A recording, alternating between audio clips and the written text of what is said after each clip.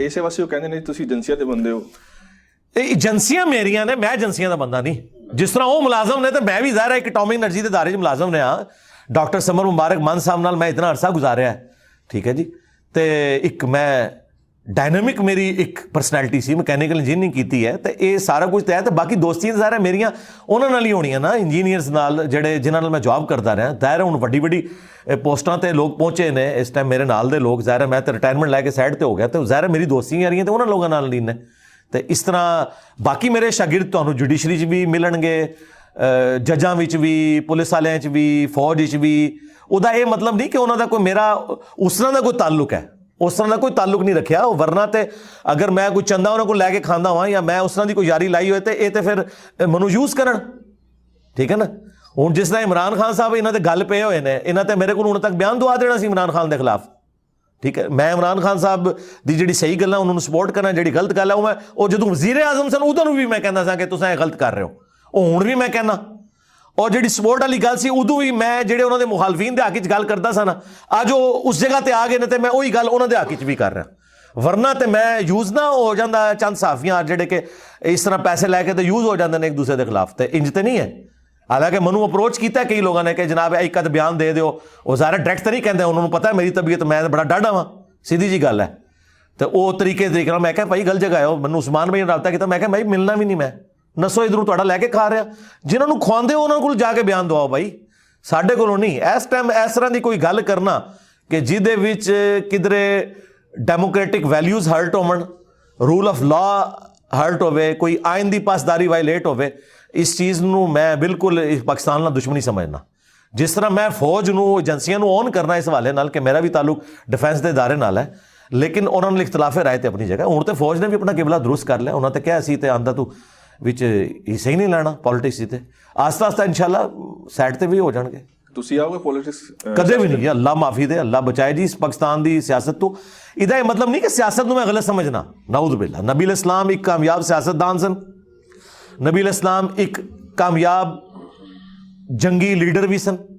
ਨਬੀ ਅਲ-ਇਸਲਾਮ ਇੱਕ ਕਾਮਯਾਬ ਪੈਗੰਬਰ ਵੀ ਸਨ, ਇੱਕ ਕਾਮਯਾਬ ਖਾਮਨ ਵੀ ਸਨ, ਕਾਮਯਾਬ ਬਾਪ ਵੀ ਸਨ, ਕਾਮਯਾਬ ਦੋਸਤ ਵੀ ਸਨ। ਲੇਕਿਨ ਹੁਣ ਸਾਡੀ ਜਿਹੜੀ ਸਿਆਸਤ ਹੈ ਨਾ, ਇਹ ਤੇ ਨਿਰੀ ਝੂਠ ਹੈ। ਔਰ ਇਹਦਾ ਆਗਾਜ਼ ਝੂਠ ਤੋਂ ਹੋ ਕੇ ਐਂਡ ਵੀ ਝੂਠ ਤੇ ਹੁੰਦਾ। ਔਰ ਝੂਠ ਇਹ ਹੈ ਕਿ ਤੁਹਾਡਾ ਵੱਡਾ ਗਲਤ ਗੱਲ ਵੀ ਕਰੇ ਤੁਸੀਂ ਉਹਦਾ ਦਿਫਾ ਕਰਨਾ ਹੈ, ਔਰ ਦੂਸਰੇ ਦਾ ਵੱਡਾ ਸਹੀ ਗੱਲ ਵੀ ਕਰੇ ਤੁਸੀਂ ਉਹਨੂੰ ਗਲਤ ਹੀ ਕਹਿਣਾ। ਜਦੋਂ ਸਿਆਸਤ ਇਹ ਬਣ ਚੁੱਕੀ ਹੋਵੇ ਔਰ ਫਿਰ ਤੁਸੀਂ ਇੱਕ ਪਾਸੇ ਤੇ ਕਹਿਣਾ ਵੋਟ ਨੂੰ ਇੱਜ਼ਤ ਦਿਓ, ਦੂਏ ਪਾਸੇ ਜਦੋਂ ਤੁਸੀਂ ਐਕਸਟੈਂਸ਼ਨ ਦੇਣੀ ਹੋਏ ਤਾਂ ਤੁਸੀਂ ਜਾ ਕੇ ਵੋਟ ਪਾ ਦਿਓ, ਫਿਰ ਇਹ ਕੰਮ ਤਾਂ ਨਹੀਂ ਹੋਣਾ ਚਾਹੀਦਾ। ਇੱਕ ਪਾਸੇ ਤੁਸੀਂ ਕਹੋ ਕਿ ਜੀ ਫੌਜ ਦਾ ਕੋਈ ਕਿਰਦਾਰ ਨਾ ਹੋਵੇ ਜੀ ਸਿਆਸਤ ਵਿੱਚ, ਦੂਸਰੇ ਪਾਸੇ ਤੁਸੀਂ ਖੁਦ ਕਹੋ ਕਿ ਸਾਡੇ ਜ਼ਮਾਨੇ 'ਚ ਅਸੀਂ ਏਜੰਸੀਆਂ ਦੇ ਜ਼ਰੀਏ ਹੀ ਵੋਟਾਂ ਪਵਾਈ ਦੀਆਂ ਸਨ। ਖਾਨ ਸਾਹਿਬ ਇਹ ਕਹਿੰਦੇ ਨੇ ਨਾ। ਤੇ ਇਹ ਦੋਗਲੀ ਪਾਲਿਸੀ ਇਹ ਮੈਂ ਤਾਂ ਨਾ ਕਰ ਸਕਦਾ। ਮੈਂ ਤਾਂ ਇੱਧਰ ਹੋਵਾਂਗਾ ਜਾਂ ਉੱਧਰ ਹੋਵਾਂਗਾ। ਜਿਸ ਤਰ੍ਹਾਂ ਮੈਂ ਦੀਨ ਵਿੱਚ ਕਹਿਣਾ ਨਾ ਕੁਰਾਨ ਔਰ ਸੁਨਨਤ ਨੂੰ ਫਾਲੋ ਕਰਨਾ, ਇਵੇਂ ਹੀ ਮੈਂ ਕਹਿਣਾ ਪੋਲੀਟਿਕਸ ਵਿੱਚ ਵੀ ਆਇਨ ਦੇ ਮੁਤਾबिक ਚੱਲਣਾ ਹੈ। ਹਾਂ, ਔਰ ਆਇਨੀ ਤੌਰ 'ਤੇ ਇੱਕ ਆਰਮੀ ਚੀਫ ਪ੍ਰਾਈਮ ਮਿਨਿਸਟਰ ਦੇ ਅੰਡਰ ਆਉਂਦਾ ਹੈ। ਜਿਸ ਤਰ੍ਹਾਂ ਬਾਕੀ ਆਫੀਸਰਸ ਨੇ, ਹੁਣ ਇਹ ਇਸ ਤਰ੍ਹਾਂ ਹੀ ਹੈ ਕਿ ਐਟੋਮਿਕ ਐਨਰਜੀ ਦਾ ਚੇਅਰਮੈਨ ਕਵੇ ਕਿ ਮੈਂ ਮਾਰਸ਼ਲ ਲਾ ਲਾਣਾ ਹੈ ਵੀ ਕਿਉਂ? ਜੋ ਉਹਦਾ ਗ੍ਰੇਡ ਹੈ ਉਹੀ ਐਟੋਮਿਕ ਐਨਰਜੀ ਦੇ ਚੇਅਰਮੈਨ ਦਾ ਜੋ ਗ੍ਰੇਡ ਹੈ ਉਹੀ ਇੱਕ ਆਰਮੀ ਚੀਫ ਦਾ ਗ੍ਰੇਡ ਹੈ। ਦੋਏ ਬਰਾਬਰ ਨੇ, ਮੁਲਾਜ਼ਮ ਨੇ ਸਰਕਾਰੀ। ਇਹਨਾਂ ਦਾ ਕੰਮ ਨਹੀਂ ਹੈ ਕਿ ਹੁਣ ਦੇਖੋ ਇਹਨਾਂ ਦੇ ਜਿਹੜੇ ਲੀਕ ਹੋ ਰਹੇ ਨੇ ਇੰਟਰਵਿਊ, ਉਹ ਇੱਕ ਪੁਰਾਣਾ ਤੁਹਾਡਾ ਆਰਮੀ ਚੀਫ ਕਹਿੰਦਾ ਮੈਂ ਸ਼ਬਾਸ਼ ਸ਼ਰੀਫ ਬੁਲਾ ਕੇ ਉਹਦੀ ਕਲਾਸ ਲਈ। ਤੇਰੀ ਮਜਾਲ ਕੇ ਤੂੰ ਪ੍ਰਾਈਮ ਮਿਨਿਸਟਰ ਦੀ ਕਲਾਸ ਲਵੇਂ, ਤੇਰੀ ਔਕਾਤ ਕੇ ਤੂੰ ਕਲਾਸ ਲਵੇਂ, ਠੀਕ ਹੈ। ਪ੍ਰਾਈਮ ਮਿਨਿਸਟਰ ਹੈ। ਇਹੀ ਸਾਡੀ ਨਾਕਾਮੀ ਦੀ ਵਜ੍ਹਾ ਹੈ। ਜਿਸ ਘਰ ਵਿੱਚ ਮੀਆਂ ਬੀਵੀ ਇੱਕ ਪੇਜ ਤੇ ਨਾ ਹੋਵਣ, ਜਿਸ ਘਰ ਦੀ ਜ਼ਨਾਨੀ ਇੱਧਰ ਉੱਧਰ ਮੂੰਹ ਮਾਰੇ ਨਾ, ਉਸ ਘਰ ਵਿੱਚ ਬੱਚਿਆਂ ਦਾ ਬੇੜਾ ਗਰਕ ਹੁੰਦਾ ਹੈ। ਜਦੋਂ ਤੱਕ ਉਹ ਆਪਣੇ ਖਾਮਨ ਨਾਲ ਮੁਖਲਿਸ ਨਾ ਹੋ ਜਾਏ, ਜਦੋਂ ਤੱਕ ਸਾਡੇ ਅਦਾਰੇ ਪ੍ਰਾਈਮ ਮਿਨਿਸਟਰ ਨਾਲ ਮੁਖਲਿਸ ਨਹੀਂ ਨਾ ਹੁੰਦੇ, ਇਸ ਕੌਮ ਦਾ ਬੇੜਾ ਗਰਕ ਹੀ ਹੋਣਾ। ਠੀਕ ਹੈ। ਇਸ ਵਾਸਤੇ ਜੋ ਵੀ ਪ੍ਰਾਈਮ ਮਿਨਿਸਟਰ ਹੈ ਉਸ ਨਾਲ ਮੁਖਲਿਸ ਹੋਵੋ, ਇੱਧਰ ਉੱਧਰ ਹਕੂਮਤਾਂ ਨਾ ਕਰਾਓ, ਕੰਮ ਨੂੰ ਟੁਰਨ ਦਿਓ। 5 ਵਾਰ ਅਸੈਂਬਲੀਆਂ ਆਪਣਾ ਟਾਈਮ ਪੂਰਾ ਕਰਨਗੀਆਂ। ਇਹ ਸਾਡੇ ਤੋਂ ਜ਼ਿਆਦਾ ਗੋਰੇ ਲੜਦੇ ਸਨ। ਅੱਜ ਅਸੀਂ ਉਹਨਾਂ ਦੀ ਮਿਸਾਲਾਂ ਦਿੰਦੇ ਹਾਂ। ਉਹਨਾਂ ਨੂੰ 200-250 ਸਾਲ ਲੱਗੇ ਨੇ ਇੱਥੇ ਪਹੁੰਚਣੇ 'ਚ।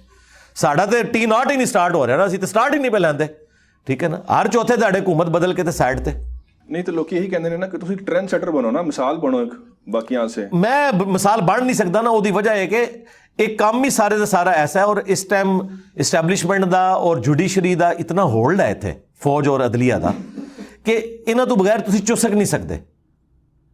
ਤੇ ਇਹ ਹੋ ਸਕਦਾ ਕਿ ਅਸੀਂ ਸਪੋਰਟ ਕਰ ਰਹੇ ਹਾਂ। ਦੇਖੋ ਜਿੱਥੇ ਇਮਰਾਨ ਖਾਨ ਸਾਹਿਬ ਸਹੀ ਗੱਲ ਕਰਦੇ ਨੇ, ਮੈਂ ਉਹਨੂੰ ਸਪੋਰਟ ਕਰਨਾ, ਸਿਰਾਜੁਲ ਹਕ ਸਾਹਿਬ ਨੂੰ ਮੈਂ ਸਪੋਰਟ ਕਰਨਾ, ਠੀਕ ਹੈ ਜੀ। ਜਿਸ ਗੱਲ 'ਚ ਨਵਾਜ਼ ਸ਼ਰੀਫ ਸਾਹਿਬ ਸਹੀ ਗੱਲ ਕਰਦੇ ਨੇ, ਮੈਂ ਉਸ ਮਾਮਲੇ 'ਚ ਉਹਨਾਂ ਨੂੰ ਸਪੋਰਟ ਕਰਨਾ ਵਾ, ਠੀਕ ਹੈ। ਅਸੀਂ ਤੇ ਬਿਆਨੀਆਂ ਨੂੰ ਸਪੋਰਟ ਕਰਨਾ ਹੈ ਨਾ, ਬੰਦਿਆਂ ਨੂੰ ਤਾਂ ਨਹੀਂ ਅਸੀਂ ਸਪੋਰਟ ਕਰਨਾ, ਤੇ ਇਹ ਕਰ ਰਹੇ ਹਾਂ ਬਸ, ਠੀਕ ਹੈ। ਫਿਰ ਦੂਸਰਾ ਹੈ ਕਿ ਮੈਂ ਇਤਨੇ ਪਕੇੜੇ ਪਹਿਲੇ ਖੋਲੇ ਨੇ, ਮੈਂ ਜਿਹੜਾ ਕੰਮ ਕਰ ਰਿਹਾ ਨਾ, ਇਹ ਕੰਮ ਕੋਈ ਹੋਰ ਨਹੀਂ ਕਰ ਰਿਹਾ। ਸਿਆਸਤ ਕਰਨ ਵਾਲੇ ਮਾਸ਼ਾਅੱਲਾ ਬਹੁਤ ਸਾਰੇ ਨੇ, ਠੀਕ ਹੈ, ਔਰ ਬੇਦਾਗ ਲੋਕ ਨੇ। ਹੁਣ ਸਿਰਾਜੁਲ ਹਕ ਸਾਹਿਬ ਉੱਤੇ ਤਾਂ ਕਿਸੇ ਨੂੰ ਨਹੀਂ ਨਾ, ਉਹਨਾਂ ਦੇ ਕਰੈਕਟਰ ਵਾਲੇ ਇਨਸਾਨ ਨੇ ਨਾ, ਤੇ ਠੀਕ ਹੈ, ਉਹਨਾਂ ਦੇ ਹੱਥ ਮਜ਼ਬੂਤ ਕਰੋ। ਸਾਨੂੰ ਲੋਕ ਆ ਕੇ ਕਹਿੰਦੇ ਜੀ ਇਹ ਲੋ ਜੀ ਜਨਾਬ ਇੰਨੇ ਪੈਸੇ ਲਵੋ, NGO ਬਣਾਵੋ। ਅਸੀਂ ਕਹਿੰਦੇ ਭਾਈ ਈਦੀ ਵਾਲੇ ਕੰਮ ਕਰ ਰਹੇ ਨੇ, ਅਲ ਖਿਦਮਤ ਫਾਊਂਡੇਸ਼ਨ ਕੰਮ ਕਰ ਰਹੀ ਹੈ, ਸ਼ੌਕਤ ਖਾਨਮ ਕੰਮ ਕਰ ਰਹੀ ਹੈ, ਮੈਂ ਆਪਣੀ 1.5 ਦੀ ਮਸਜਿਦ ਕਿਉਂ ਬਣਾਵਾਂ?